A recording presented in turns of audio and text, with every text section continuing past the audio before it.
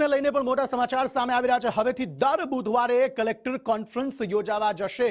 મુખ્ય સચિવ દર બુધવારે કલેક્ટર સાથે બેઠક કરવાના છે તેવું નક્કી થઈ ચૂક્યું છે।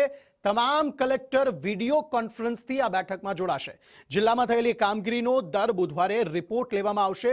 મહેસૂલ સચિવ જયંતિ રવિની કોન્ફરન્સમાં તેમણે આ જાહેરાત કરી છે કે હવે દર બુધવારે અલગ અલગ કલેક્ટરો સાથે વિડિયો કોન્ફરન્સના માધ્યમથી બેઠક કરવામાં આવશે અને કઈ કઈ કામગીરી કરવામાં આવી, કઈ કામગીરી બાકી છે, વિકાસલક્ષી કઈ કામગીરી ઝડપી કરવાની જરૂર છે, આ તમામ બાબતોએ દર બુધવારે મળનાર જે બેઠક છે તેમાં ચર્ચા કરવામાં આવશે અને મહત્વપૂર્ણ ઇનપુટ્સ અને કઈ રીતે વધુ સારા આઉટપુટ લાવી શકાય તે અંગે ચર્ચા કરવામાં આવશે।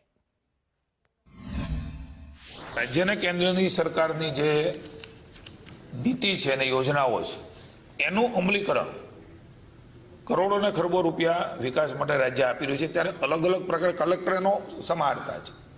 कलेक्टरना नेजा नीचे बधी बाबतों चालती होय छे। त्यारे मुख्यमंत्री आज प्रभारी सचिवोने पण सूचना आपी छे केबिनेटमां के तमे प्रभारी सचिव छो तो बधा विभागना हेड छो, कलेक्टर छे तो बधा विभागना हेड छे, तो प्लानिंग साथे एनुं आयोजन थाय।